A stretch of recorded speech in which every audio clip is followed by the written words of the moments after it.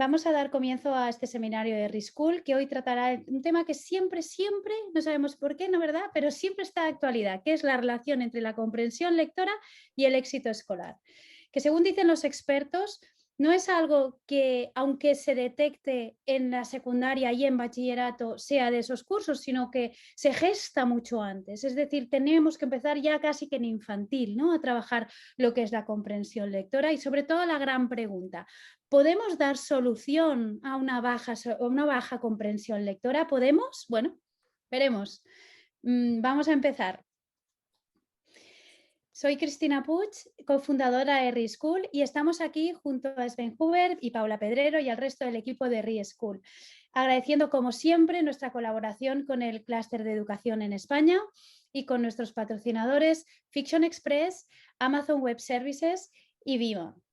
Todos ellos hacen posible estos eventos gratuitos que lo que buscan es dar luz y voz a esos temas que más nos preocupan a todos y a todos los que vivimos, ¿no? En este sector tan apasionante como es el sector educativo.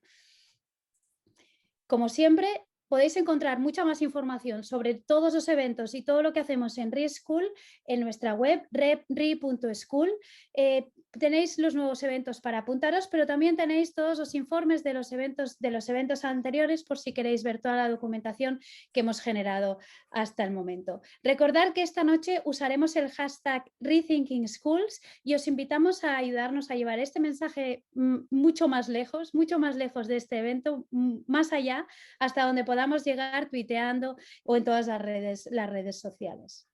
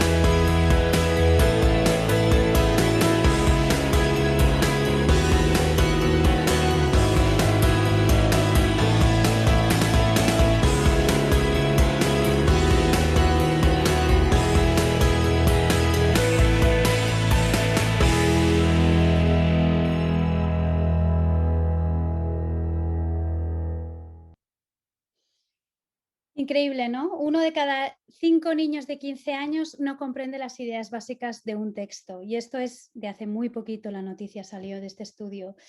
Y la gran pregunta, ¿no? ¿Es verdad que no leen? O sea, ¿qué estamos haciendo mal? Pues hoy tenemos, para hablar de esta relación entre la comprensión lectora y el éxito escolar, este gran reto, ¿no?, que todos queremos solucionar, a dos personas que, en nuestra opinión, son de los que más saben sobre comprensión lectora, sobre competencia lingüística y los que realmente están luchando y batiéndose todos los días, ¿no?, para conseguir los éxitos que consiguen. Tenemos con nosotros a Óscar Abellón, director y profesor de matemáticas en los Escolapios de Soria, centro que ha superado a todos los países en lectura y matemáticas en el último informe PISA. Buenas noches, Óscar. Y tenemos a Ana Hola, de buenas Biase. noches. Bienvenido. Y tenemos con nosotros también a Ana de Biase, directora del proyecto de bilingüismo de todos los colegios del Grupo Atendis, consultora de idiomas, investigadora, bilingüe y asesora de comunicación y profesora. Buenas noches, Ana. Buenas noches. Antes de terminar las presentaciones, recordaros que nos podéis seguir en las redes sociales. El vídeo se está emitiendo en directo en nuestro canal de Facebook y tenéis nuestro Twitter, nuestro Facebook, nuestro LinkedIn y al final de todo colgaremos el vídeo en YouTube. Así que, pues, antes de empezar, lo que vamos a hacer es lanzar una pequeña encuesta y Y comentaros que si queréis hacer preguntas utilicéis mejor la pestaña de preguntas y respuestas, no tanto el chat donde todo el mundo está saludando y a veces las preguntas se pueden perder, utilizar mejor la parte de preguntas y respuestas. Así pues vamos a empezar con la pequeña encuesta, es una votación, 3 preguntitas, 30 segundos, votar todos por favor, que vamos a ver cuál es el pulso de nuestros asistentes de esta noche.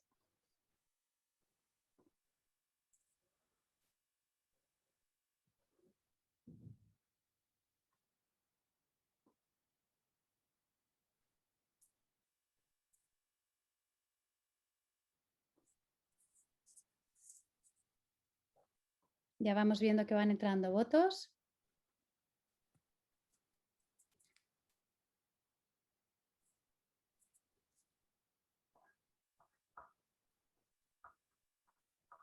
Unos segunditos más.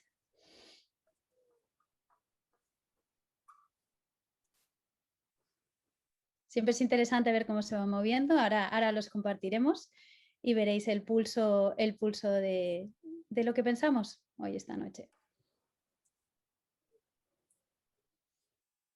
Muy bien. Pues vamos a ir finalizando. 3 segundos más. 2, 3. Muy bien. Pues ha votado el 85% de la asistencia. Vamos allá a mostrar los resultados. Vemos que consideras que consigues que tus alumnos lean por placer, el 62% ha contestado que no, el 38% ha contestado que sí. Enhorabuena a los del 38% porque es bien difícil. ¿Trabajáis la competencia lingüística desde todas las asignaturas? Bien, estamos empezando a ver esto, nosotros también, que se empieza a trabajar, algunos con más dificultad, pero bien, se empieza. ¿Y qué estrategias consideramos clave para mejorar la comprensión lectora de tus alumnos? Pues está claro que trabajarla desde todas las asignaturas sería una de ellas, pero ofrecer lecturas que sean de su interés sería otra, y eso quizá la gran pregunta es cuáles son, ¿verdad? Y luego están empatadas trabajar textos tipo transmedia o gamificar las lecturas. Perfecto. Muy bien, pues vamos a empezar. Les pediré a Óscar y a Ana que abran ya las cámaras. Ana, me gustaría saludaros otra vez y recordar, hacer las preguntas, por favor, a los ponentes por la pestaña de preguntas y respuestas. A ver, Ana, vamos a abrir tu vídeo. Muy bien, perfecto. Bueno, pues vamos a empezar, si os parece, con una breve presentación de Ana y después de Óscar. Ana, empezamos contigo. Ahí os dejamos y empezamos hoy. Muy bien, adelante. Bueno, los últimos serán los primeros serán los últimos. Bueno, yo me llamo Ana de Biase, trabajo como asesora de los colegios Atendis. Mi formación académica viene un poco de lo general a lo particular. En primera instancia de formación soy socióloga y me dediqué a la sociología de la educación y a las grandes políticas educativas, y después me doctoré en psicología cognitiva y básicamente en lingüística aplicada y en lo que tiene que ver con bilingüismo y adquisición del lenguaje. Y me dedico básicamente desde hace muchos años al diseño holístico de programas bilingües para grandes instituciones, como fue el Plan Bolonia a nivel universitario, en la implementación de ese quinto de asignaturas en inglés obligatorio para permitir la movilidad estudiantil y docente. Y después con colegios, ahora con 20 colegios en Andalucía, pero con colegios en general, cuando deben aumentar su competencia lingüística, transformarse en bilingües y eventualmente incorporar IB, que es el International Baccalaureate. Y bueno, siempre en este diseño de planes educativos bilingües, mi mirada ha sido siempre holística e integral, en el sentido de siempre el lenguaje se piensa como medio y fin, es decir, es un medio para la adquisición de conocimientos, es también un fin en sí mismo en su dimensión comunicativa y expresiva, con lo cual implica trabajar todas las competencias de una manera balanceada cuando se quiere pensar en un plan de bilingüismo de excelencia. lo cual implica trabajar siempre transdisciplinarmente y con la totalidad del alumnado. Es decir, cuando queremos adquirir competencias bilingües, no solo queremos que sean balanceados en todas las competencias lingüísticas, sino que además sea lo que tenga un alcance a la totalidad del alumnado, cuando estamos hablando por lo menos entre un 85 y un 90%. Porque siempre sabemos que los buenos alumnos, de manera monolingüe o bilingüe, ese 25-30% llega solo, incluso sin profesores, sin nada. Pero el problema es la masa crítica, lograr que ese 85 o ese 90% llegue. Y esto implica no solo trabajar transdisciplinarmente, sino también trabajar de manera coherente en lo que tiene que ver con diseñar un currículum escrito, un currículum enseñado y un currículum evaluado. Es decir, un currículum escrito que tiene que ver con pensar contenidos secuenciados y programas secuenciados, donde los contenidos no se repitan, sino que se profundicen y se agranden, donde además esos contenidos que tienen que ver con esos saberes mínimos que queremos que sepan, no esté solo ligado a la idea de saberes, sino también de conceptos, de habilidades y atributos, y eventualmente sean plasmados en acciones. Un currículum enseñado que tiene que ver con la metodología y un enfoque de aprendizaje centrado en el aprendizaje y no la enseñanza, un poco donde el profesor pasa de tener un rol central donde explique y da todo digerido y los alumnos se intenta que producen, a un modelo por supuesto más constructivista donde el alumno es el autogestor de su proceso de aprendizaje de manera individual y cooperativa, y de donde a través de la indagación, de la pregunta, se llega a un aprendizaje verdaderamente significativo y a largo plazo. Y por último es el currículum evaluado, que tiene que ver también con crear un sistema de evaluación constructivista y coherente con estos otros dos pilares, es decir, qué enseñamos o qué queremos enseñar o qué queremos que aprendan, cómo lo hacemos y de qué manera medimos que esos saberes han sido adquiridos. Entonces, volviendo un poco,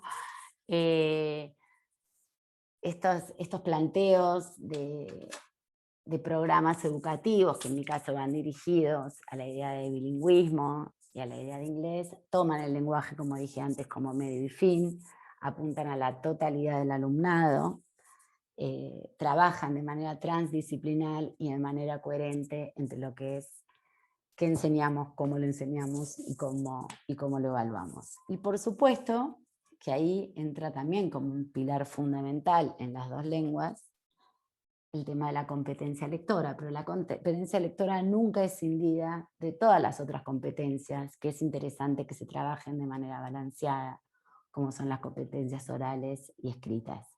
Y por supuesto siempre, digo en este modelo centrado en el aprendizaje y no en la enseñanza, por supuesto que empezar desde temprano, lo que tiene que ver con el desarrollo infantil temprano, no solo es clave para la comprensión lectora, sino que es clave para el éxito escolar. Digamos, cuanto antes empiece es mucho mejor que seguir más largo, digamos. No sé si me sigo explayando, yo creo que ya...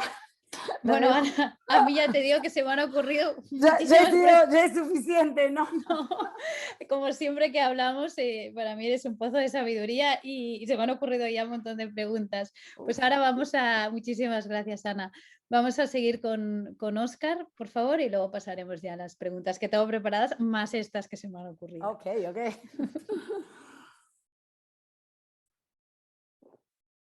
Muchísimas gracias, Cristina.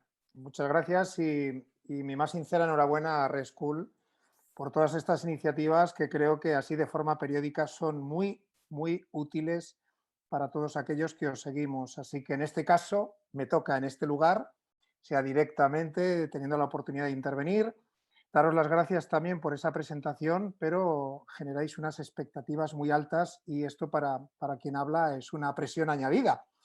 Pero bueno, en cualquiera de los casos estamos hablando de un tema que me apasiona y parece mentira que lo digo matemático, porque en este caso, como bien comentabas antes, yo soy matemático, director del Colegio Escolar Píos de Soria desde hace 18 años. Y desde un principio he tenido muy claro la importancia, el peso que iba a tener en el proyecto pedagógico del centro la lectura.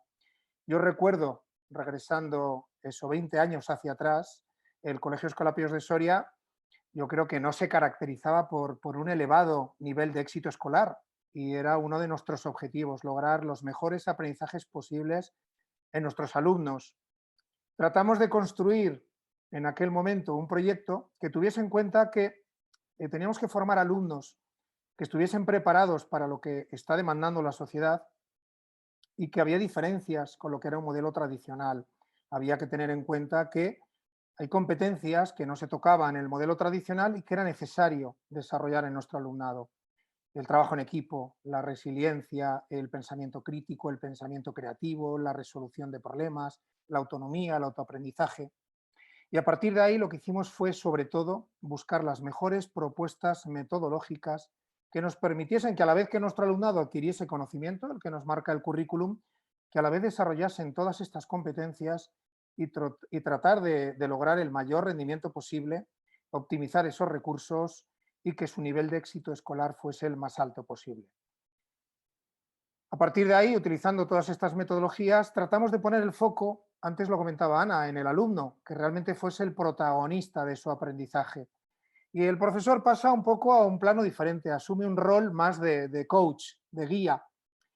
Claro, cuando nos planteamos que nuestros alumnos tenían que trabajar para desarrollar también su capacidad investigadora y, como decía antes, mucho más su autonomía, ya no podían beber solo de la fuente del profesor, realmente iban a tener que buscar información y eso obligaba a realizar muchas lecturas. Si nuestro alumnado no había desarrollado su competencia lectora, era muy difícil conseguir que esas metodologías fuesen todo lo efectivas que queríamos. Total, que pusimos el foco en la lectura como algo absolutamente fundamental. Luego hablaremos un poco más y seguro que en las preguntas van a surgir muchas inquietudes relacionadas por desde dónde trabajarlo o cómo trabajarlo. Pero desde luego tenemos que poner el foco fundamentalmente en la lectura porque eso va a suponer una mejora en todas las áreas de conocimiento. Ya no solo para lograr que los aprendizajes sean mejores, sino también porque vamos a conseguir una intervención mucho más directa en su conocimiento, su cultura y sobre todo en sus hábitos de trabajo, entre los cuales tiene que estar precisamente ese hábito lector. Pues bien, transcurridos unos años, hemos podido constatar los resultados que se han obtenido trabajando de una forma diferente, donde ha habido metodologías como el trabajo cooperativo, como el trabajo por proyectos, rutinas y destrezas de pensamiento, mapas mentales, un peso grande de la neurociencia, gamificación, breakout edu, realidad virtual. O sea, al final todas estas metodologías con un soporte fuerte en lectura son las que nos han permitido alcanzar el éxito. Es cierto que ahora todo el mundo conoce que estos alumnos ya en sucesivas pruebas, no solo en las últimas, se están situando por encima de países de referencia como Finlandia y Singapur, por ejemplo, que son países que yo creo que todos tenemos en nuestra mente cuando se habla de buenos resultados en PISA.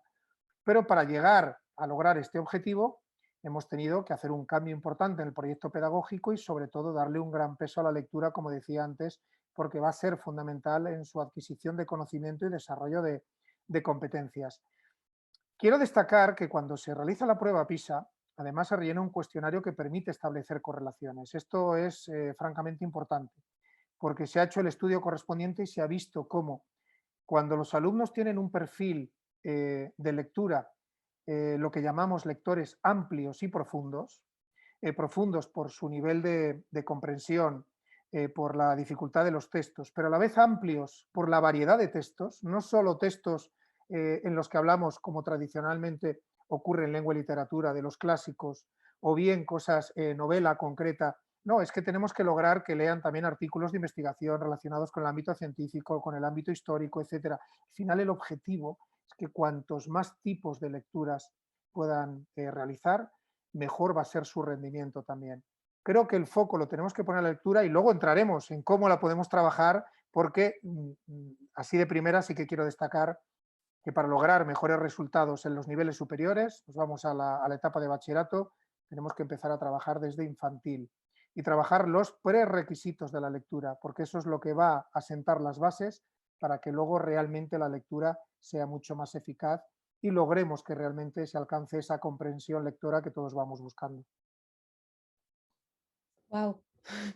También, bueno, ya sabes bueno, que a nosotros nos encanta escucharte cuando nos vemos. A ver, voy a empezar con unas preguntas. Empezaré por Ana. Has hablado de la elaboración de currículums y tal, pero también está el tema de los docentes. ¿Cuánto tiempo crees que es necesario para formar los docentes? Estás silenciada, espera, que te... A ver.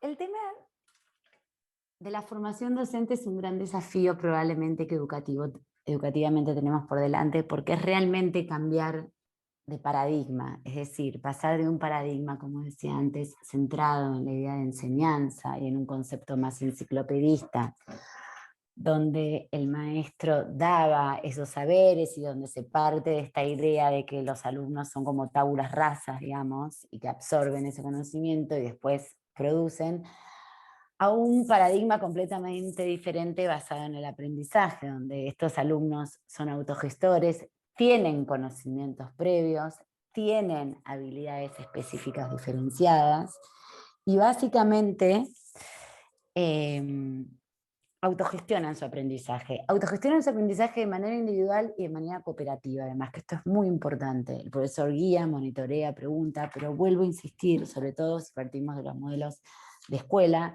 esa zona de desarrollo próximo que Vygotsky tanto hablaba, es decir, no solo aprendemos del docente o del padre o de instancias más verticales, sino también de nuestros pares. Entonces, para que eso suceda, también necesitamos cambiar la metodología docente y básicamente centrar la idea de la adquisición de conocimiento en una idea cooperativa y en una construcción cooperativa del saber. Eso es algo que cuesta muchísimo y que más que con la formación docente en términos metodológicos, tiene que ver con el cambio, digamos, la lucha con la resistencia al cambio. Probablemente ese sea el peor detractor de la enseñanza. Cuando se quiere aplicar, digamos, de manera sistemática las viejas recetas, porque es una zona de seguridad, es una zona de confort, y ese cambio produce miedo. Entonces, incluso diría que parte del entrenamiento es más a nivel emocional, en primera instancia, que a nivel formación. Es muy interesante lo que dices, porque tú, ¿qué crees que necesitan los profes para saber trabajar? Has hablado de un trabajo transdisciplinar. ¿Qué Bueno, crees que necesitan los profes? primero necesitan tiempo, porque una cosa clave es poder sentarse a planificar. Entonces, primero implica tener un currículum escrito, secuenciado, donde los contenidos estén desde infantil hasta primero de bachillerato secuenciado. Eso es algo que puedo decirte en el 80% de los colegios españoles no ocurre. Entonces, se enseña de acuerdo a un libro, y los libros cambian según editorial, ¿entendés? En cada colegio, y a pesar de que los gobiernos marcan unos contenidos mínimos, esos contenidos se repiten, o se repiten demasiado, o no están lo suficientemente incluidos, y no hay una mirada amplia. Y básicamente algo que atenta contra la idea de que el aprendizaje sea significativo, perdurable, a largo plazo, recordable, emotivo, inspirador, es que además cada materia trabaja de manera aislada, es decir, no se trabaja transdisciplinarmente. Entonces, la incorporación de saberes, ese anclaje de que esos conocimientos mínimos es muchísimo más profundo si esos saberes se ven y se asusten desde las distintas asignaturas. Digo, por ejemplo, si nosotros queremos, por ejemplo, en matemáticas vamos a enseñar los números romanos, sería súper interesante que en educación física estén viendo la formación tortuga, en historia estén trabajando la era antigua con los romanos, en inglés estén trabajando esos contenidos, en literatura se dé una obra con eso. Entonces digo, durante un tiempo específico de 1 o 2 meses, esos niños y niñas están constantemente reforzando esos saberes y sumándolos. La energía cognitiva que requiere estar viendo todo el tiempo cosas aisladas y donde resulta muy difícil establecer una conexión, complejiza y retrasa las tareas. Wow. No sé si estoy contestando la pregunta. Sí, no, sí. Sí, o sea, básicamente has dicho tiempo y veo que Óscar se Tiempo ríe. para planificar, estructurar los contenidos de una manera secuencial, tener una metodología común juntos. y un sistema de evaluación también común. Coherencia también hace falta un poco. Y los maestros no tienen tiempo para hacer eso, generalmente. Es verdad. Óscar, ¿y cuántos años se necesitan para ver resultados vosotros que habéis empezado? Bueno, lo primero voy a tratar de hilar con la pregunta anterior y justificar mi sonrisa porque Sí, está estaba provocada riendo. porque me alegro de pertenecer a ese 20% que no trabaja de la forma tradicional. Y evidentemente eso es lo que permite obtener resultados. Me encanta cuando hace esta comparativa Ana entre enseñanza y aprendizaje. Yo siempre comento la anécdota que le escuché a José Antonio Marina cuando habla de que en su primera clase de pedagogía les comenta a sus alumnos que ha enseñado a hablar a su perro y lleva al perro al aula.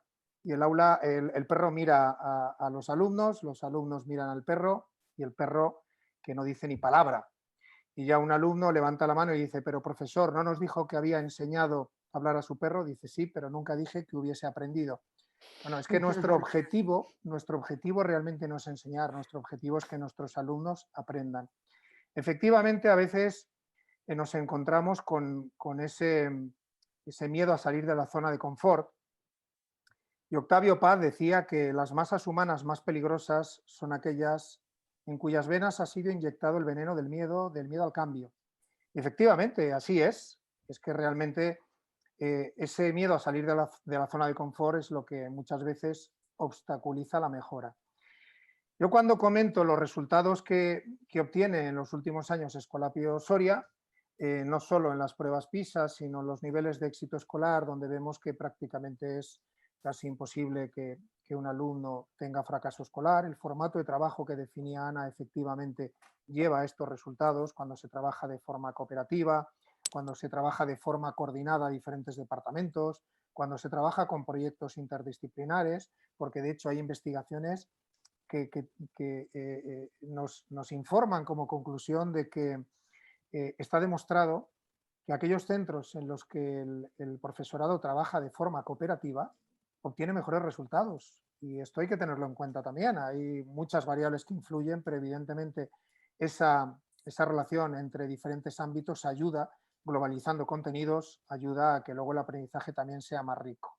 Pero en cualquiera de los casos, cuando hablo de estos resultados, claro, han transcurrido 18 años. Pero en nuestro caso, cuando empezamos a trabajar de una forma diferente, tuvimos que hacer un esfuerzo que ahora mismo no hay que hacer. Que en aquel momento, todas las metodologías que hoy en día se conocen, en aquel momento estaban empezando. Y tuvimos que recorrer prácticamente el mundo entero, físicamente no, ya nos hubiese gustado, pero sí virtualmente, y recurrir a aquellas personas que estaban siendo referentes en cuanto a propuestas metodológicas o centros que estaban haciendo grandes propuestas con excelentes resultados, tratando de aprender de los mejores, pues al final, tras todo este tiempo, hemos logrado unos resultados muy buenos.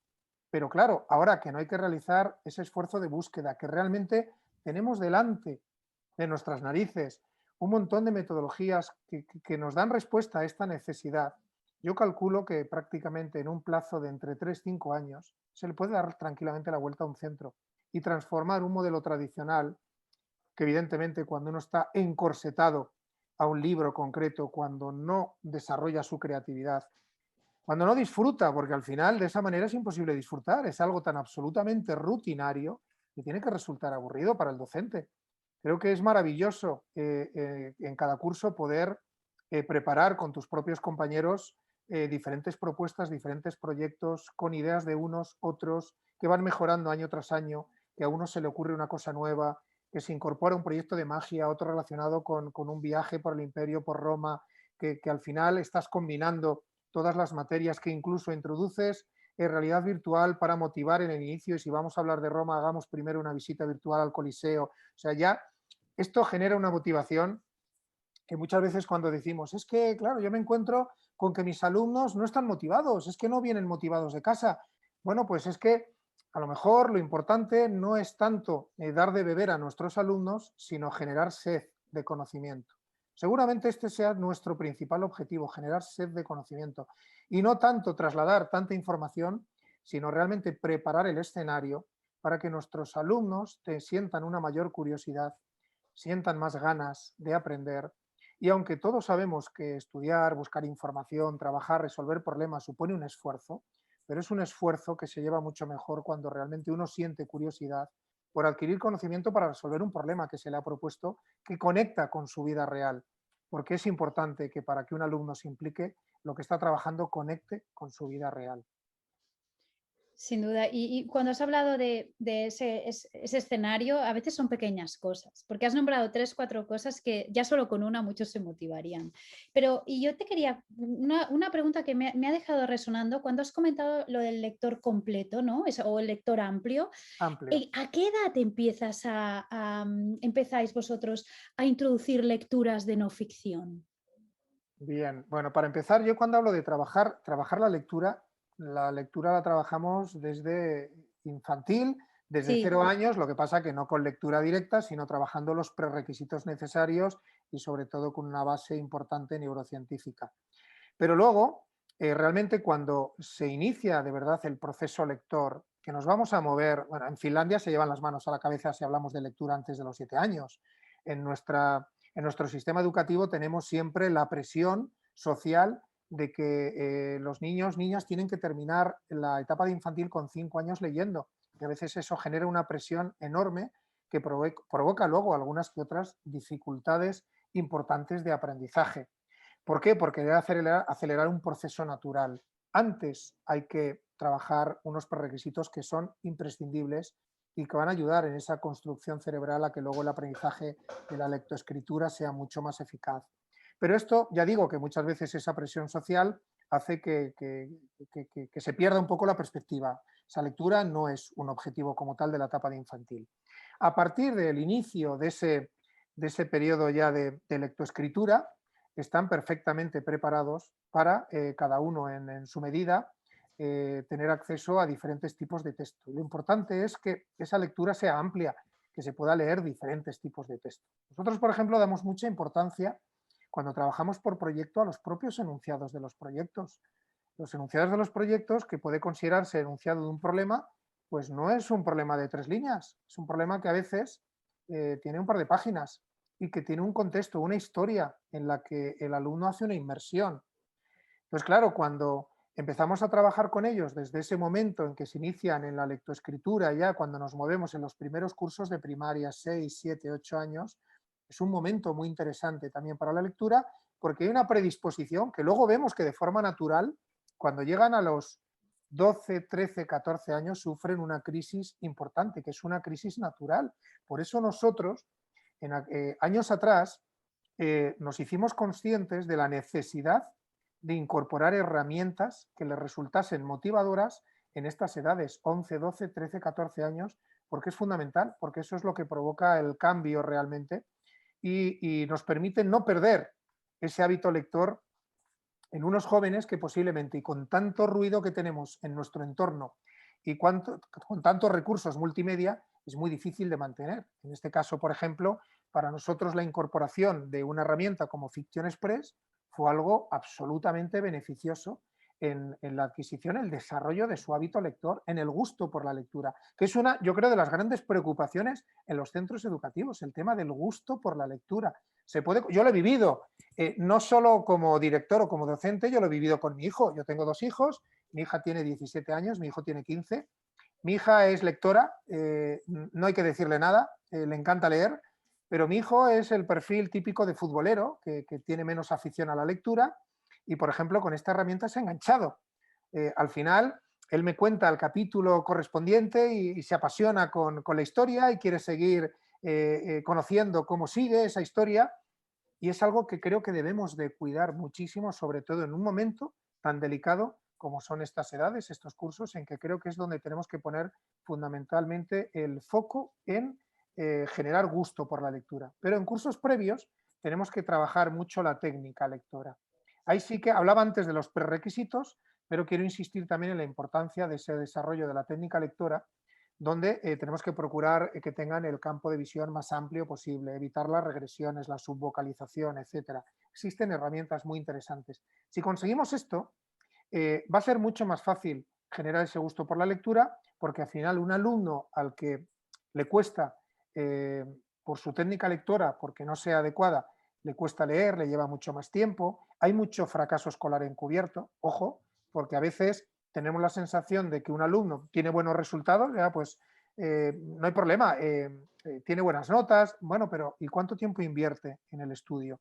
Que tenemos casos en que hay alumnos que están 5 o 6 horas diarias para obtener esos excelentes resultados y es algo absolutamente desproporcionado y muchas veces es porque no ha adquirido la técnica lectora correspondiente. Pero requisitos en las edades tempranas, base neurocientífica, técnica lectora, tener luego la posibilidad de pulir mucho mejor la técnica con la que se lee, sobre todo en lo que se refiere a la lectura silenciosa, y luego aportar herramientas que realmente permitan desarrollar el gusto por la lectura y que sea algo ya que genere un hábito donde el propio alumno es el que decide leer y no por una imposición de nadie.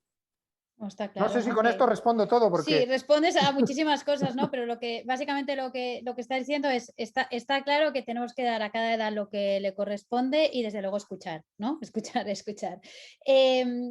Una pregunta, en el caso, pues te iba a hacer una pregunta sobre los adolescentes, ahora, luego te la comento porque quería entrar en el caso de las lenguas no vehiculares, Ana, que es tu expertise, ¿no? De bilingüismo. ¿Se trabaja de un modo distinto el tema de la lectura? ¿Qué aspectos deberíamos tener en cuenta y qué estrategias utilizáis vosotros en esa comprensión lectora de segundas lenguas? Bueno, a ver, no necesariamente, digo, siempre intentamos que sea medio y fin el lenguaje, incluso en la adquisición de segundas lenguas. Siempre me toca empezar primero los temas, que también quiero decir que estoy muy de acuerdo y muy interesada en todo lo que dice Óscar, Pero ahora sí estamos en completa sintonía, pero siempre me toca empezar con los temas. En principio, la adquisición de una segunda lengua no tendría que plantearse de una manera distinta que la de una primera lengua. Digamos, si pensamos además que en la idea del lenguaje, y ahí sí con un marco teórico más chomskiano, que nacemos con el órgano del lenguaje y que son los contextos, como si fuera un gran teclado, y que son los contextos los que se hacen que se activen ciertos idiomas, ¿no? Pero el lenguaje es algo como más amplio y genérico y los idiomas son esas especificidades. Entonces, si un niño es en un contexto japonés, se activa el japonés, pero todos nacemos, como un ave nace con la capacidad de volar, con esa capacidad del lenguaje. Entonces, si el desarrollo, si se empieza, digamos, y se respeta ese periodo crítico de la infancia y se empieza tempranamente, no tendría por qué el acercamiento ser distinto al de la adquisición de la primera lengua, aunque por supuesto la idea de una inmersión total ayuda mucho más.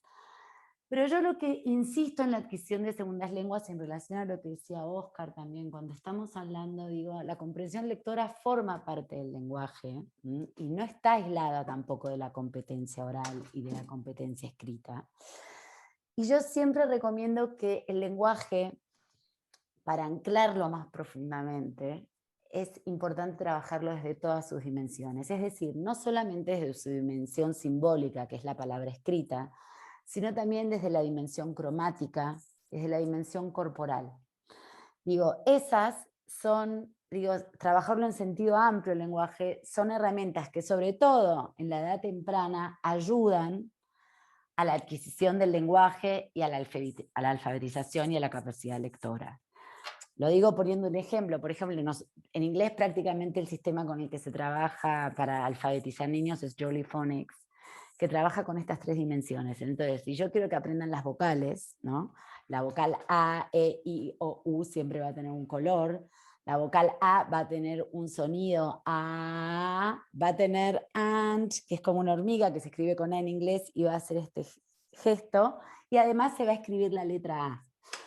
Pero digo, lo cual implica que a medida que yo voy intentando guiar a ese niño y monitorear a ese niño para que adquiera su alfabetización, no siempre recurro al mismo recurso que es escribir la letra o leerla, sino que puedo hacer la mímica, o puedo hacer la mímica del sonido, o puedo hacerlo a través de una expresión oral. Entonces digo, en la adquisición de segundas lenguas probablemente sea más importante, digamos, utilizar el lenguaje en todas sus dimensiones y tratarlo además con una idea de inmersión, de activar ese lenguaje. Estamos preparados para hablar, estamos preparados para leer y estamos preparados para escribir. Y el docente tiene de alguna manera que ver de qué manera activa eso y genera espacios para que para que los niños puedan hacer preguntas, indagar, manipular el lenguaje, Escuchar, las ¿verdad? letras, las palabras, construirlas, ¿no? Un poco lo que decía, digo, cuando trabajamos la lectura es muy importante trabajar las microhabilidades lectoras, como son la atención, la memoria, la inferencia. Entonces digo, factores sorpresa, diversión, juego constante, esas cosas son elementos que deben estar muy presentes en las clases, en los niños y en los más grandes también. Eso te iba a preguntar, los más grandes, porque no me imagino a los más grandes haciendo así, o sea... No necesariamente no, y dependiendo, digo, sobre todo cuando nosotros tenemos donde teóricamente se habla de la inclusión y de las habilidades, con los niños que tienen problemas como es la dislexia, la discalculia, el déficit atencional, pero el sistema escolar sigue siendo el mismo, en el 98%, no ha cambiado nada. Entonces digo, por ejemplo, realmente hay formas de aprender, cada niño o niña es una especificidad en sí misma irrepetible y cada uno tiene una forma propia de aprender, que además ahí el buen maestro que tiene tablas tiene ojo clínico y sabe por dónde entra mejor las verduras, y cuando uno le quiere hacer comer verduras a los niños. Entonces digo, hay niños que necesitan moverse más y tener expresión física para poder leer. Y hay niños que necesitan manipular más para poder leer. Hay niños y niñas que necesitan ver en colores para comprender mejor. Entonces digo, independientemente de la edad, porque digo, hasta los 16 años es un periodo de balanceo. ¿Tanto? ¿16 años? Hasta la pubertad puede durar ese periodo. Uh-huh. Entonces digo, ahí es necesario darle todas las herramientas para que elijan a ver de qué forma aprenden más rápido. Así que cualquier cosa que utilicéis tiene que, de alguna manera, poder cubrir, ¿no?, el máximo, ¿no?, para poder... De esas cabezas atender, que aprenden, ¿no?, de maneras, claro, distintas. Para poder atender esas a todas... inteligencias múltiples de las que se habla. Exacto. Óscar, vosotros has hablado de fiction, te lo agradezco por la parte que nos toca, pero... Antes de fiction, cuando en ese momento que comenta Ana, ese momento de ese primer aprendizaje, quizá estos cursos anteriores, porque fiction es más para chicos mayores, ¿no?, la adolescencia, que es esa edad compleja, estos cursos tercero, cuando los niños ya empiezan a leer tercero, cuarto, quinto, bueno, quinto ya, ¿no?, pero segundo, tercero, cuarto, cursos complicados, ¿verdad? Sí, tienes toda razón.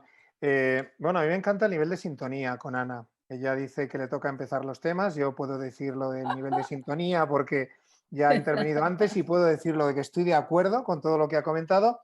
Ana, tienes una ventaja y es que cuando tú abres tema tienes campo abierto.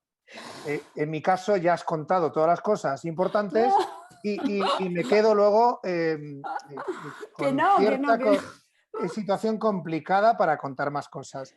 Bueno, comentar que en esos niveles, Cristina, tienes toda la razón. Yo creo, sobre todo, que uno de los grandes problemas que tenemos también cuando aprendemos a leer es que, bueno, el niño tiene que aprender a leer en alto para que el docente pueda escucharle y ver que ha aprendido a leer, está leyendo.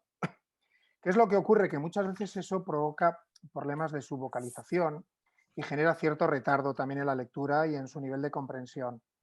Y al final hay que aplicar algunas herramientas que permitan corregir esos defectos, esa subvocalización, esas regresiones que se producen en la lectura cuando inconscientemente volvemos atrás otra vez para leer lo anterior.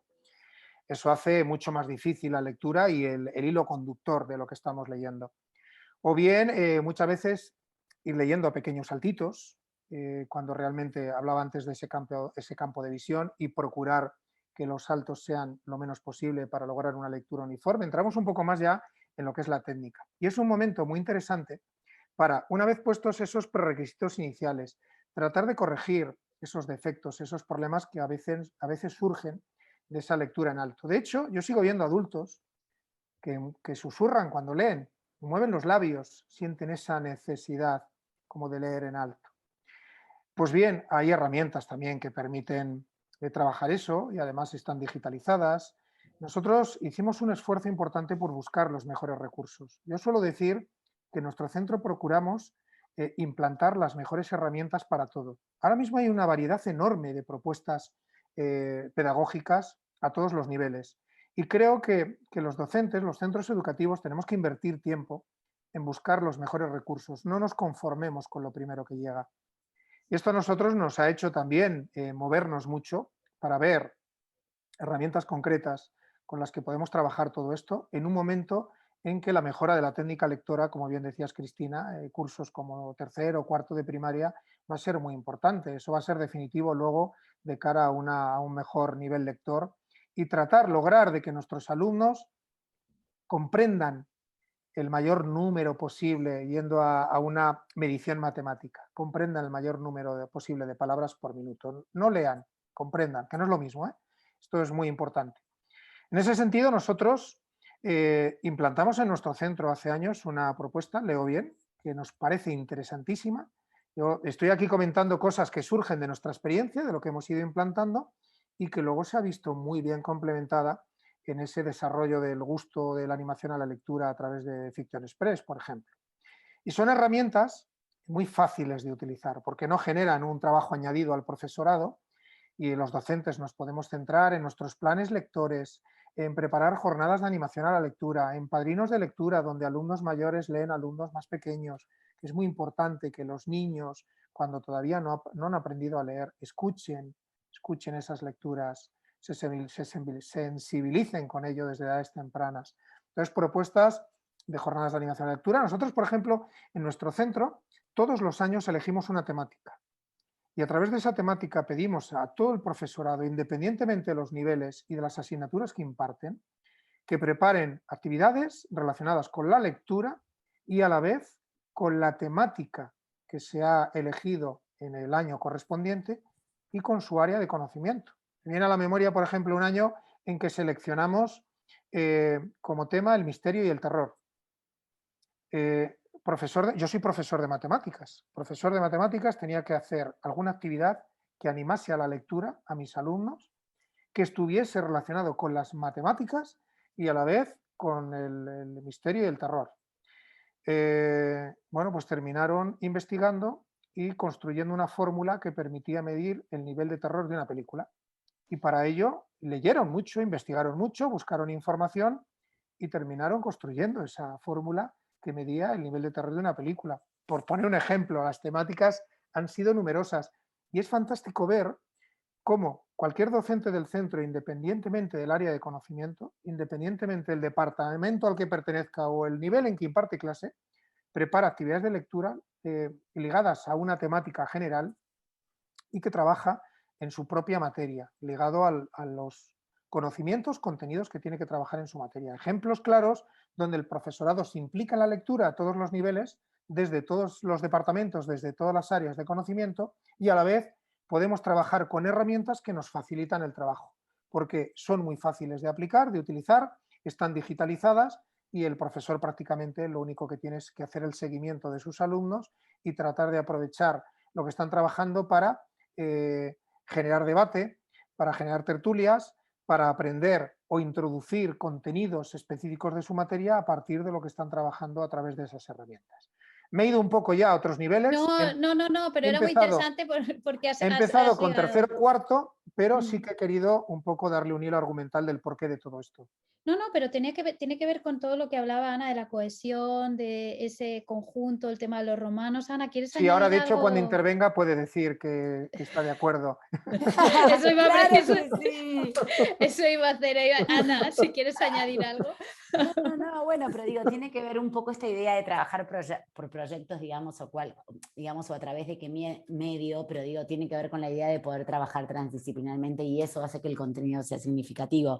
Y que, por ejemplo, los niños y niñas no llegan del colegio y digan, ¿qué hiciste hoy en clase de inglés? Nada.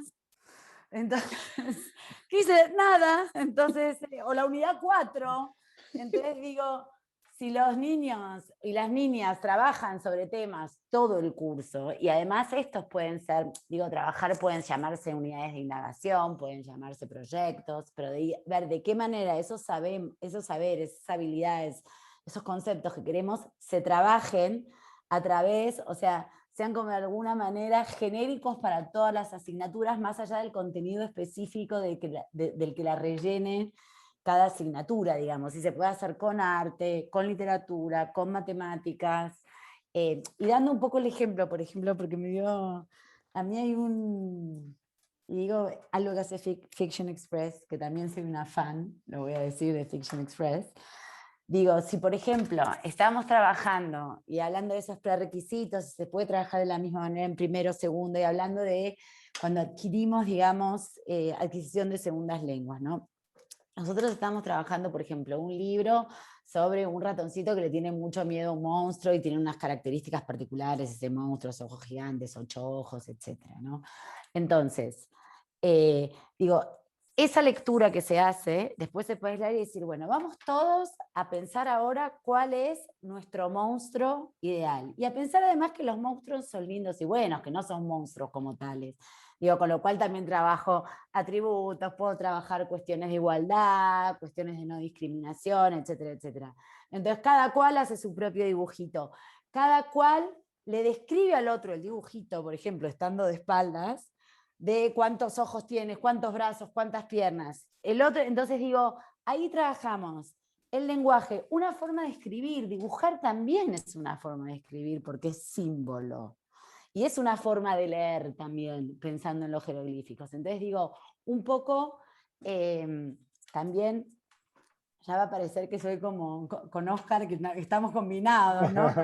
Pero digo también un poco eso, digo, y para eso hay que poder planificar conjuntamente. La maestra de arte, le vamos a poner música a los monstruos, le vamos a poner movimiento. Entonces digo, puede trabajar el departamento de educación física, viendo de qué manera se mueven los monstruos, el departamento de música, poniéndole música a esa obra, el departamento de arte, lengua, matemáticas, contando la cantidad de ojos que tiene, si es un trabajo que estamos haciendo en 4 años, la cantidad de piernas, escribir esos números. Entonces digo, integrar, trabajar transdisciplinarmente, trabajar significativamente y trabajar cooperativamente al interior de la clase entre los alumnos y al interior del claustro de docentes. Y cómo, wow, porque ahora iba la siguiente pregunta que tiene mucho que ver, porque ¿cómo mides eso? Porque entiendo que tú aplicas autoevaluación, coevaluación, ¿no? Y cómo mides esa comprensión lectora. Entiendo que depende del curso, ¿no? Pero así, Óscar, luego va para ti esa pregunta, esta vez vuelve a abrir Ana. Bueno, a ver, la evaluación ideal es formativa y es sumativa.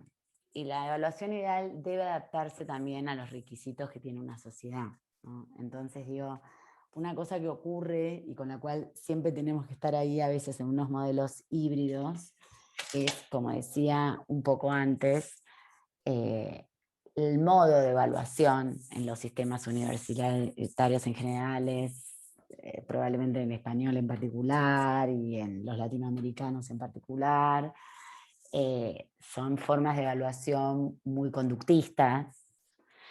Y si uno tiene un método de trabajo con metodologías activas, aprendizaje significativo digamos, y un modelo constructivista, tiene que hacer algo en el medio. Entonces tiene que generar 2 tipos de evaluación de alguna manera. Una evaluación en la que los alumnos puedan ser, si nosotros tenemos alumnos autogestionados, cuestionadores, indagadores, interpretativos, con poderes de inferencia, con poderes de atención, prepararlos con estrategias para que después, digamos, aprueben esos exámenes más memorísticos, es muy fácil.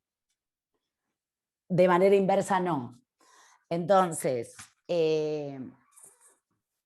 hay que hacer una evaluación que es estrictamente formativa, es decir, una evaluación que implica aprendizaje y la forma de medir de saberes, que mida hasta dónde saben, qué es lo que les falta, hasta dónde llegaron, y una evaluación de alguna manera constante, porque además que evalúe qué conocimientos previos hay, porque eso es muy importante a la hora también de pensar los saberes a ser adquiridos.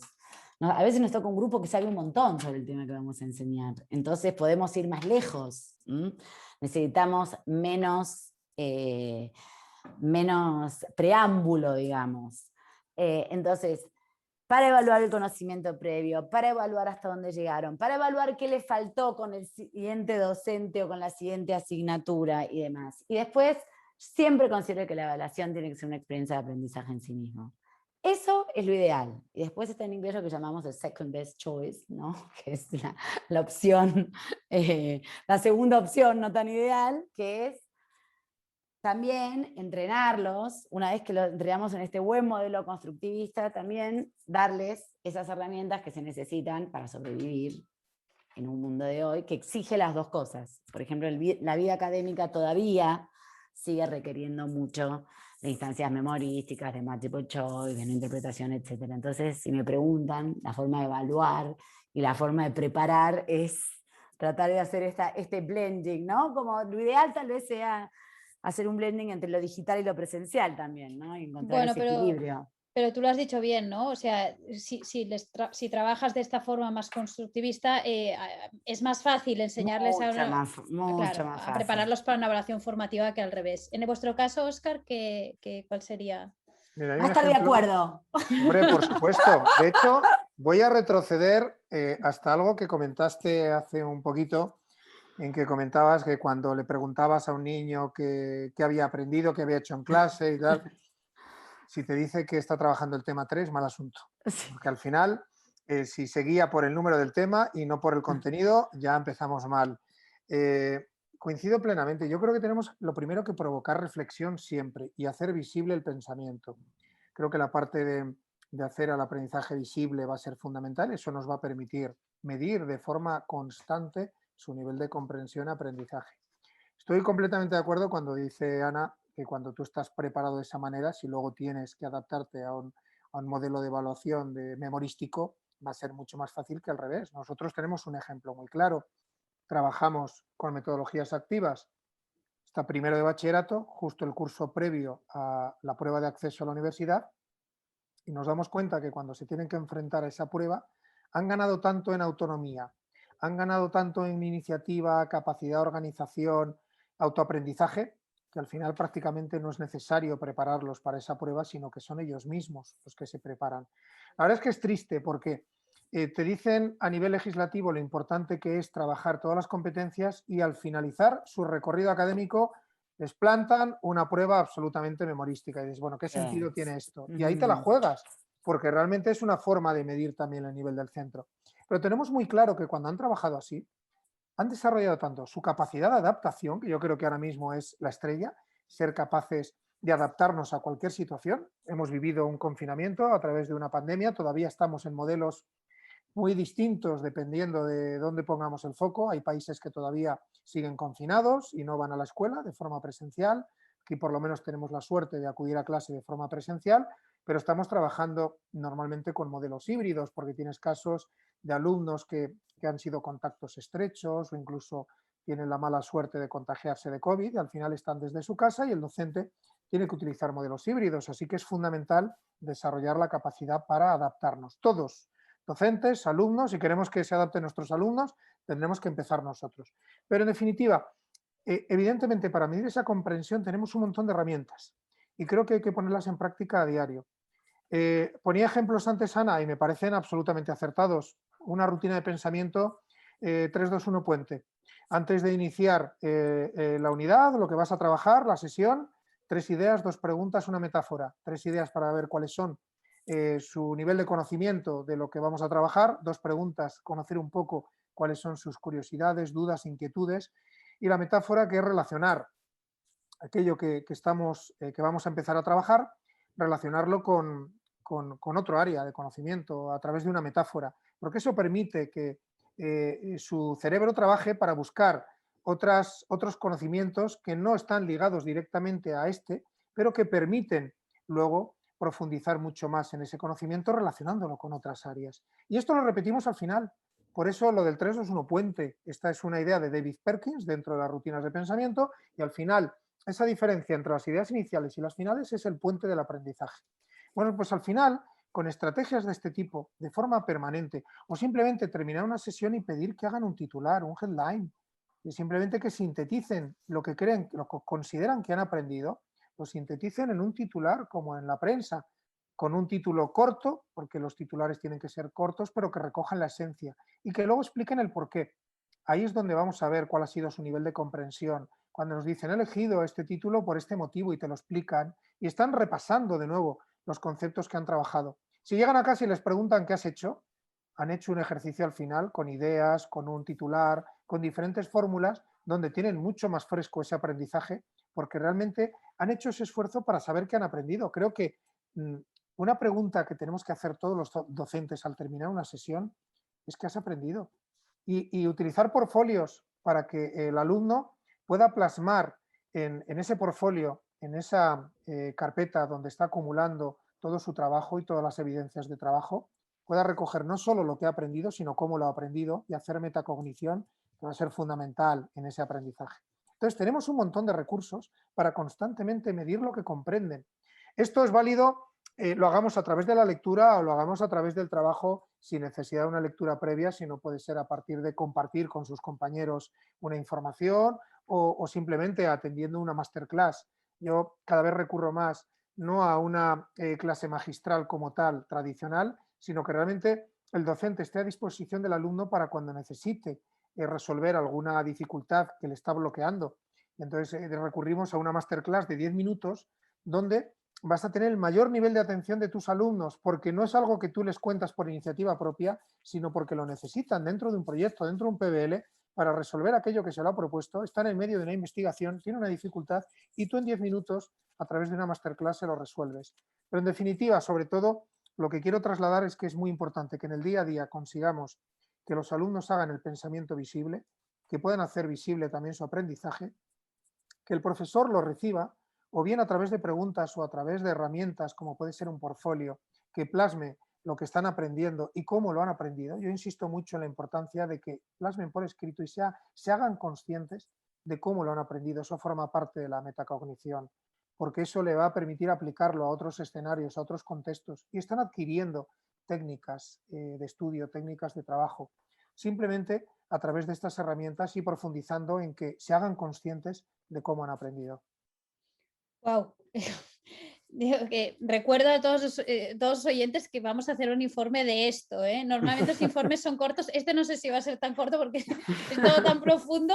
Es buenísimo que surjan tantas ideas que puedan Pero aportar. Qué bueno. Y En tanto. equipo, trabajo en equipo. Claro, claro. Eso es. Un tema, porque es que ahora os voy a hacer 3 preguntas que nos llegaron desde cuando iniciamos las inscripciones. La primera es, ¿alguna recomendación sobre técnicas de comprensión en matemáticas que los docentes puedan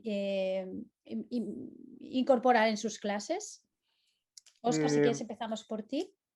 Yo prefiero hablar de comprensión en general, más que comprensión en matemáticas. Yo creo que tenemos todos, como docentes, la responsabilidad de ayudarles a aprender a pensar. Si un alumno aprende a pensar, me da igual el área de conocimiento a la que corresponda, al final ese generar, desarrollar mucho más su pensamiento crítico, su pensamiento creativo, la reflexión. Existen muchas técnicas a nivel de trabajo cooperativo también que ayudan a mejorar la comprensión. Pues al final vamos a lograr también una mayor comprensión en matemáticas. Yo creo que muchas veces se lo digo a mis alumnos, lo importante no es tanto las respuestas, son las preguntas. Y a veces hacemos rutina de preguntas estrella. Ellos preguntan y lo que hacen es incorporar esa especie de like tan extendido en las redes sociales, donde hay una preocupación permanente entre nuestros adolescentes a ver cuántos likes tienen a sus publicaciones. Pues recurramos a los likes en las preguntas y lo que llamamos preguntas estrella. Tratemos de, entre todas las preguntas que se hacen, seleccionar las que consideramos que son buenas, que son más profundas, que van mucho más allá de una pregunta superficial con cosas muy concretas que no nos permiten seguir generando un aprendizaje a través de una reflexión mucho más profunda. Entonces, al final, de lo que tenemos que ser conscientes es que tenemos que tener herramientas que aporten recursos a nuestros alumnos para aprender a pensar. Pongo un ejemplo muy sencillo. Recurro ahora ya no a una rutina de pensamiento, recurro a una destreza de pensamiento. Ya no es David Perkins, es Robert Schwartz. Los dos, Universidad de Harvard, además muy en contacto porque son dos grandes colaboradores. Las destrezas al final requieren de organizadores gráficos que ayuden en ese proceso de reflexión. Existe una destreza que a mí me encanta, que es el compara-contrasta. Yo recuerdo mi época de estudiante que era muy habitual que me preguntasen, que hiciese una comparativa entre dos momentos históricos, entre dos autores, entre una célula animal y una vegetal. Y al final yo recuerdo que nadie me enseñó a comparar y lo que hacía era describir uno, el otro, y ya se encargaría el profesor de relacionar aquello. Lógicamente aquí lo que estamos es en el nivel mínimo dentro de lo que sería la taxonomía de Bloom. Nos quedaríamos solo en la parte de recordar, que es lo básico, y exponer lo que recordamos.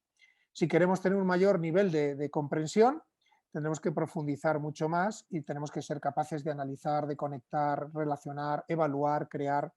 Pues bien, yo recuerdo que conociendo esta estrategia, que mis compañeras, digo compañeras porque son mayoría, en la etapa de infantil utilizan para comparar en un proyecto sobre la Edad Media una vivienda actual con un castillo de la Edad Media, o bien la ropa que llevamos actualmente con una armadura, y hacer esa comparativa donde al final es tan simple como buscar primero las semejanzas. Nuestro cerebro busca siempre primero semejanzas, luego diferencias, después las diferencias y en base a qué patrón, ver cuáles de esos patrones de semejanza y diferencia son realmente importantes y llegar a una conclusión. ¿Y por qué cuento esto? Porque no es una herramienta diseñada para matemáticas, pero en mi caso, yo recuerdo que, y esto además lo comento muchas veces porque me da mucha rabia cuando amigos que no han profundizado luego en su ámbito profesional en la matemática, siempre me preguntan, oye Óscar, ¿aquello del seno y el coseno sirve para algo? Aquello de la trigonometría. Me da mucha rabia porque la utilidad es enorme. Y recuerdo que con un modelo tradicional explicando que, por ejemplo, el seno, su valor siempre está entre -1 y 1, no puede ser superior a 1 ni inferior a -1, me da mucha rabia cuando un alumno en un examen tiene un resultado de seno de determinado ángulo 3,56. ¿Cómo es posible, después de repetir 25 veces, que el valor tiene que estar entre -1 y 1? Pues bien, se me ocurrió aplicar la destreza compara-contrasta con seno y coseno, y haciendo una comparativa ellos directamente a partir de un elemento gráfico interactivo donde se iba viendo en una circunferencia cómo variaba el seno y el coseno al cambiar el ángulo, y ellos mismos encontraban las semejanzas, las diferencias, etc. Y una de las semejanzas que encontraron es que ambas razones trigonométricas tienen un valor siempre entre -1 y 1.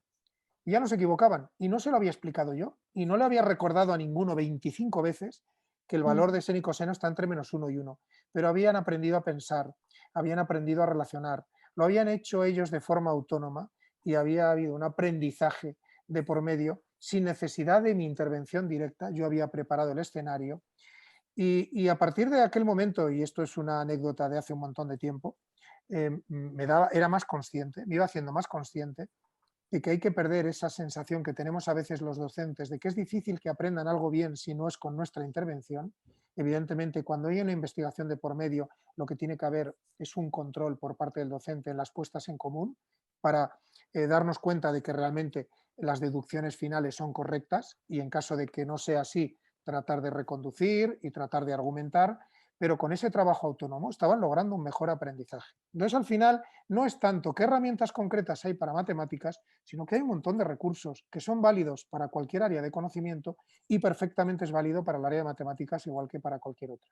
Yo huyo muchas veces de lo que son metodologías enlatadas para determinadas materias y voy mucho más a cuestiones generales donde tenemos un amplio abanico de metodologías donde los docentes podemos recurrir para hacer cosas fantásticas, extraordinarias. Bueno, otra vez el objetivo que habéis dicho, ¿no? Que no es enseñar, sino que aprendan. Eso es. Y en tu caso, Ana, ¿crees que en una segunda lengua se complica? Porque claro, no hay tanto vocabulario, no hay un contexto, no hay unas conversaciones con los padres en inglés, no hay tal. ¿Cómo se vive este tema de la comprensión lectora? ¿No? ¿Qué técnicas podríamos ayudar? A veces no hay una inmersión en el mundo primario, inmediato, pero sí en el mundo global.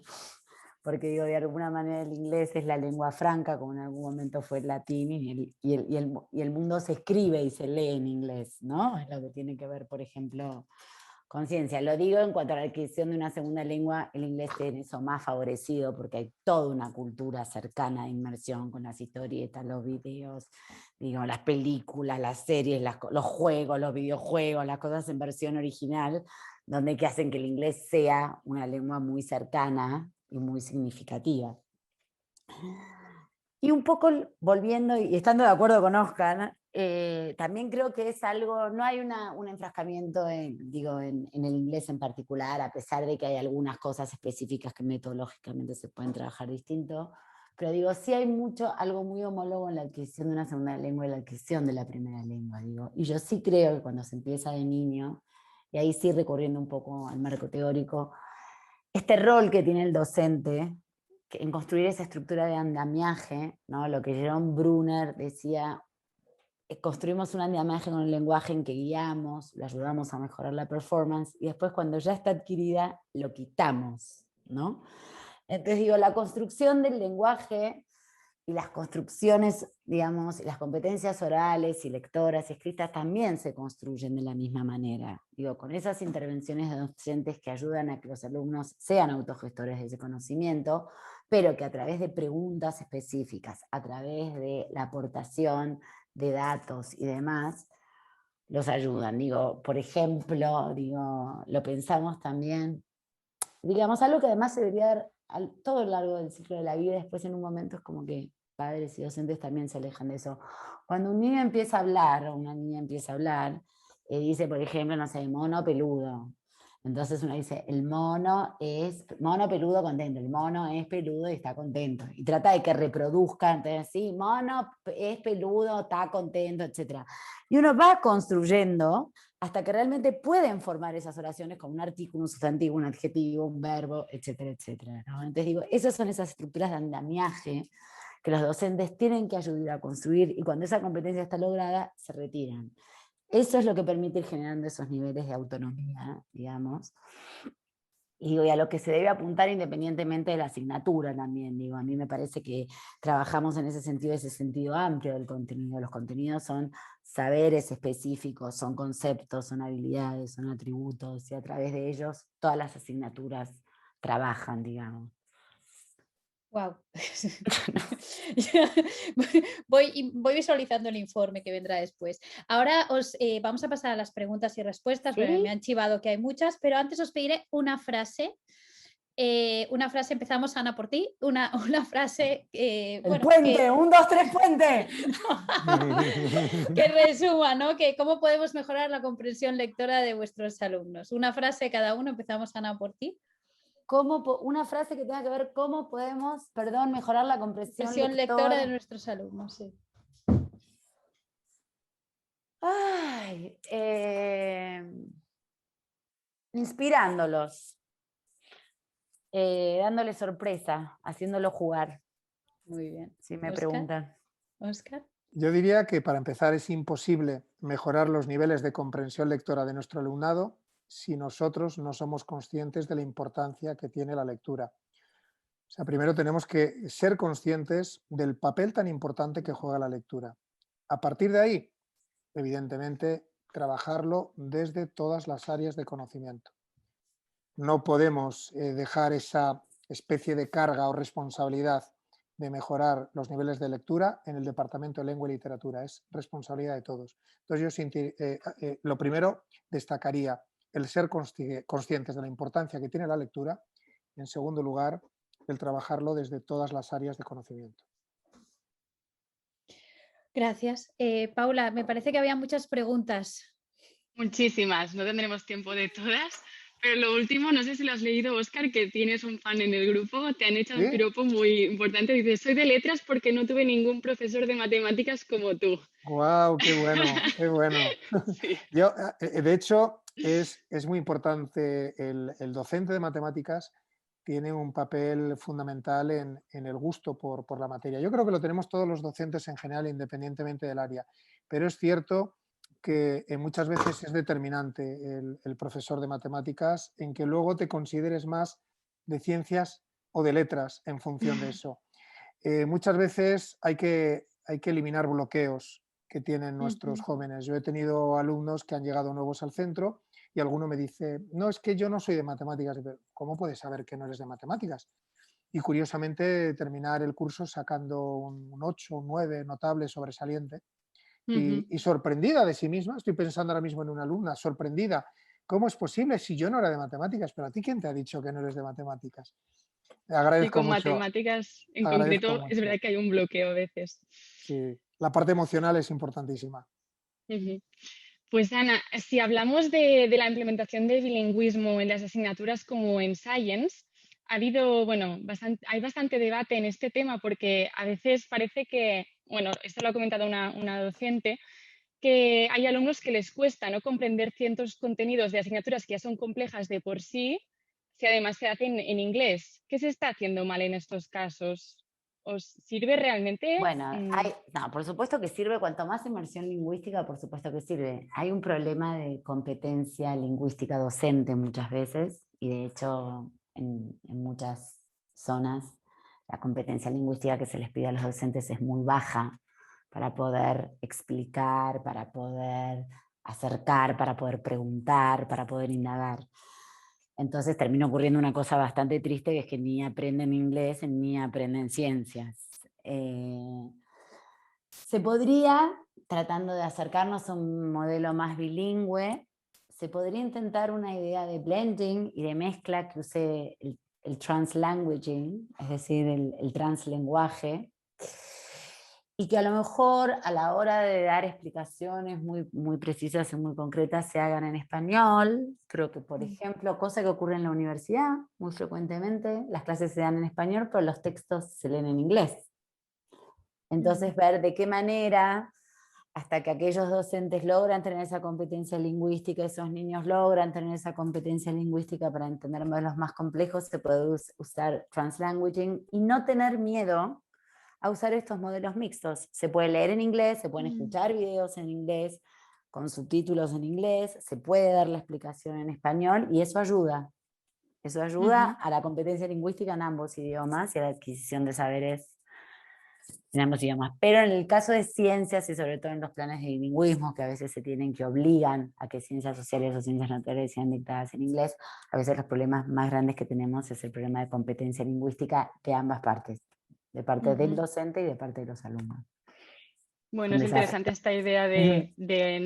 no tenerlo que hacer todo en inglés, ¿no? Tampoco. No, que sea o sea, progresivo. que sea el punto de llegada, pero en el recorrido puede haber instancias intermedias. De hecho, perdonad que interrumpa, yo creo que muchas veces el problema también es que hay determinado vocabulario que si solo trabajan en inglés, solo lo van a conocer en inglés y es importante que lo puedan adquirir en las dos lenguas también. Eso genera mucha controversia en asignaturas concretas cuando se trabajan de manera bilingüe y luego generan una dificultad añadida de falta de conocimiento de determinado vocabulario en español. Es una reflexión muy interesante esta y yo creo que está muy de forma permanente esta problemática. Y Óscar, ahora que estamos contigo, también nos han preguntado bastante cómo afrontar los casos en que, bueno, de educación, que están en educación secundaria, pero ya vemos que hay una falta, ¿no? Unas dificultades que no se han adquirido en primaria. ¿Cómo reconducir estos alumnos que ya vienen con unas faltas de antes? Me parece una muy buena pregunta y de hecho no es fácil, es compleja. Es una pregunta compleja porque luego depende también de qué tipo de dificultad y aquí tendríamos que entrar un poco en la línea de trabajo de detección de qué tipo de necesidad tiene y la intervención muchas veces necesaria de los propios departamentos de orientación que aporten herramientas a los docentes para poder abordar ese tipo de situaciones. Por eso nosotros hicimos un gran esfuerzo en nuestro proyecto para, sobre todo, implantar, que creo que es lo más importante, medidas de prevención, más que de resolución de problemas cuando las dificultades de aprendizaje nos las encontramos en cursos en niveles superiores y esto se puede conseguir. Por eso hablaba antes de los prerequisitos en general, que he visto alguna pregunta donde, bueno, ¿a qué te refieres con eso de los prerequisitos? Sí, muchas. Es muy difícil conseguir que haya un buen aprendizaje o que haya una buena comprensión lectora si fallamos en algo tan básico como es trabajar la atención y la concentración. O sea, algo tan simple como eso. Si no hemos conseguido que haya una buena relación entre los dos hemisferios en el cerebro para evitar problemas de lateralidad.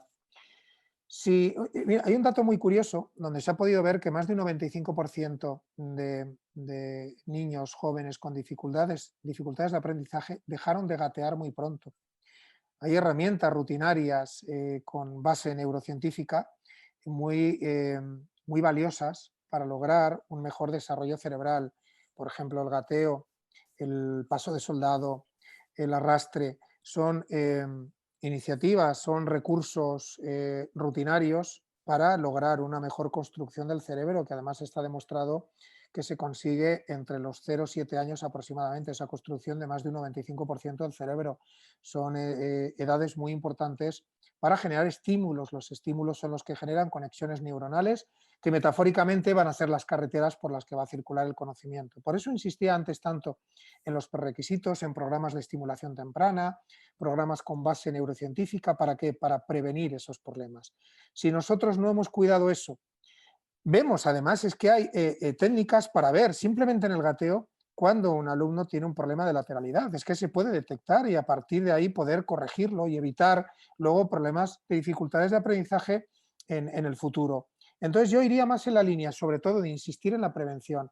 Cuando tenemos ya el problema en edades, como estábamos comentando, unos 15 años, ahí necesitamos asesoramiento de los expertos y, lógicamente, llevar a cabo a través de las indicaciones del Departamento de Orientación ese tipo de estrategias para lograr reconducir ese aprendizaje. Pero yo también quiero insistir en lo importante que es en educación no tanto la igualdad, sino la equidad. No dar a todos lo mismo, sino dar a cada uno lo que necesita. Nosotros hemos recurrido muchas veces a agrupamientos flexibles, donde tratamos de dar respuesta a cada alumno, porque tenemos alumnos que necesitan un plus, porque son alumnos, no voy a decir de altas capacidades, pero sí que son alumnos brillantes que vemos que si mantenemos un nivel bajo se nos van a desmotivar y también hay que atenderlos. No deja de ser una dificultad de aprendizaje si no atendemos esa necesidad. O bien alumnos que lógicamente requieren una atención más directa, son menos autónomos y requieren una atención más directa porque si no está en riesgo de fracaso escolar. Pues recurrir también a apoyos donde hay varios profesores en el aula, donde se hacen agrupamientos flexibles, tratar de contar con recursos, sobre todo recursos humanos, para poder atender esas necesidades, hacer un esfuerzo importante en el diagnóstico. Tenemos que conocer, es muy importante que conozcamos a nuestros alumnos. Va a ser muy difícil dar a cada uno lo que necesita si no sabemos cómo son, cómo aprenden, cuáles son sus sistemas representacionales, si son más auditivos, si son más visuales, si son más kinestésicos y un montón de datos que necesitamos de cada uno de nuestros alumnos para luego dar, como decía antes, a cada uno lo que necesita. Te he dado una visión global que espero que a partir de esta pregunta seamos conscientes de que hay que insistir más, no tanto en cómo resuelvo ese problema, que también si hemos llegado a ese nivel y nos encontramos con ese problema, sino poner sobre todo el foco en herramientas que permitan prevenir y existen y son muy valiosas y luego en caso de que esto ocurra, hacer un buen diagnóstico, conocer muy bien a nuestros alumnos, recurrir al Departamento de Orientación para que nos ayude en las estrategias y trabajar de forma cooperativa, coordinada, con mucha comunicación entre los docentes. Muchas gracias, Óscar. Después también se ha hablado bastante de qué recomendáis, si, con vuestra experiencia, si la lectura de medios digitales o materiales impresos. Aquí también hay bastante de debate, si realmente creéis que hay una diferencia también a nivel de atención en la evaluación de esta comprensión lectora. Yo creo que lo importante es que lean, lo importante es que lean. El soporte nos va a dar igual, lo importante es que lean.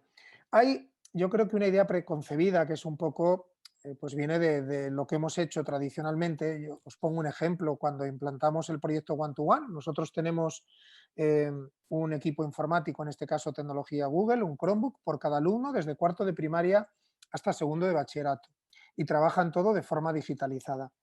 Pero a veces surge en las familias esa pregunta de, ¿y si tienen un dispositivo, cómo van a estudiar? Como si no pudiesen leer en una pantalla. Es cierto que hay que tener en cuenta una serie de medidas ergonómicas, pestañear, retirar la mirada de la pantalla cada cierto tiempo, etcétera. Es importante tenerlo en cuenta y seguir también las indicaciones de los expertos. Existen recursos para que no nos afecte a la visión, pero al final tenemos que ser conscientes de que hoy en día la mayor parte de las lecturas que hacemos las hacemos en pantalla. ¿Quién no lee no sé cuántos correos electrónicos al día y otra serie de cosas que buscamos en internet, etcétera? La pantalla se ha convertido prácticamente en nuestra herramienta rutinaria para todo, no para el estudio, el trabajo, absolutamente para todo.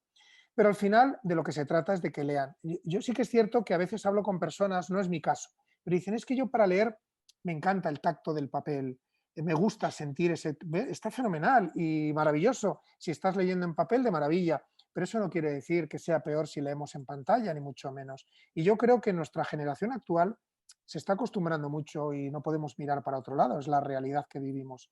a trabajar mucho en pantalla. De hecho, gran parte de su tiempo de ocio está precisamente en su móvil, donde constantemente están viendo las redes sociales, están viendo vídeos, están viendo otra serie de cosas, siempre a través de pantalla. Bueno, es el medio natural en el que se desenvuelven.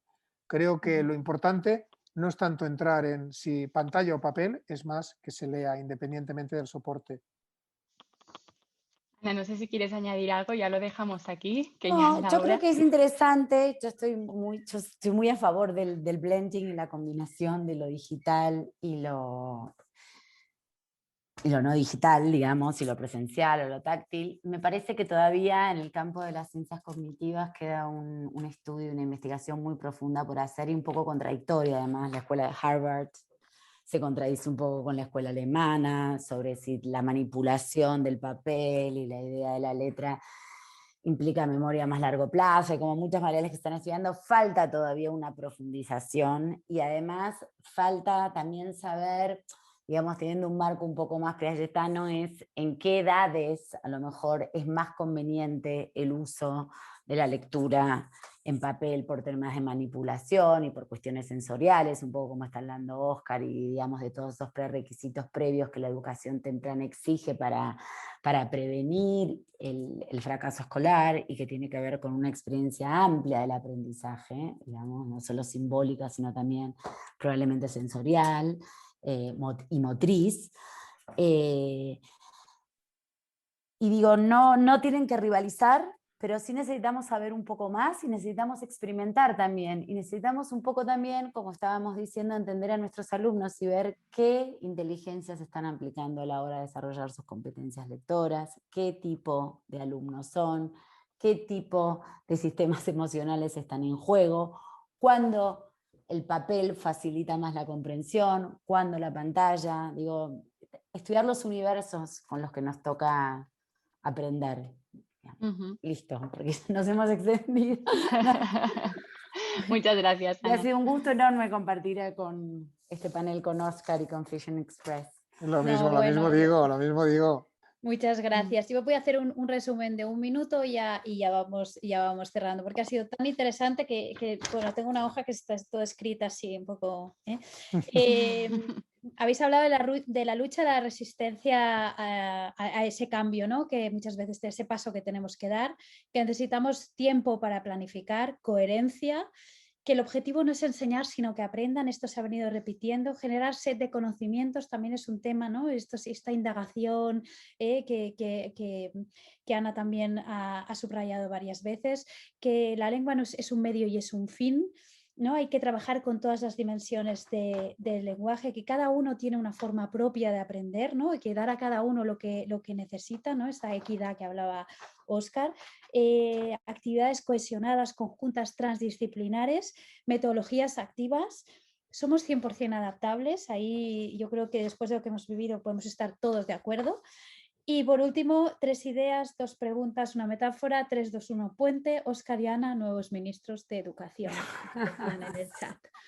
Así que muchas gracias a los dos por este fantástico webinar, ¿no? Es increíble cuando personas como vosotros, ¿no? Prácticamente, ¿no? Están haciendo vibrar a la audiencia, porque yo iba viendo preguntas, respuestas, comentarios en el chat, así que muchísimas gracias a los dos.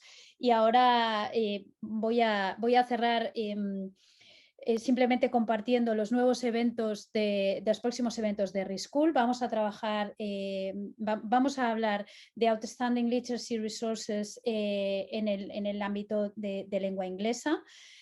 Cómo seleccionarlos. Es muy parecido a esto, pero básicamente nos vamos a centrar en recursos, en los 3 más grandes. Y por último, invitaros al ReSchool Forum, segundo ReSchool Forum, Óscar, que ya estuviste tú en el primero. Va a ser el 29-30 de junio. Pronto se abrirán las inscripciones y podréis, creo que ya están abiertas y podréis entrar. Más allá de esto, la semana que viene, por fin estamos, ¿no? Re-School está en TEDx, ESADE en este caso. Mi cofundador y nuestro socio Sven Huber va a hablar sobre Are the Schools Smart. Os invitamos también a participar, bueno, a asistir. Ahí tenéis el enlace, pero bueno, lo publicaremos, os lo enviaremos por si os queréis, apuntar también. Y ya por último, simplemente recordaros, estamos en Re-School, si os registráis os invitaremos a todos los eventos, si no tendréis que ir mirando cada mes más o menos qué hay. Y muchísimas gracias a todos por esta noche, gracias Ana, gracias Óscar y gracias a Sven, a Paula y a todo el equipo de Re-School que está con nosotros haciendo esto posible y sobre todo gracias a vosotros por venir, por haber estado con nosotros esta hora, interesantísima hora y media con nuestros ponentes y hasta la próxima. Muchísimas gracias a todos. Buenas noches.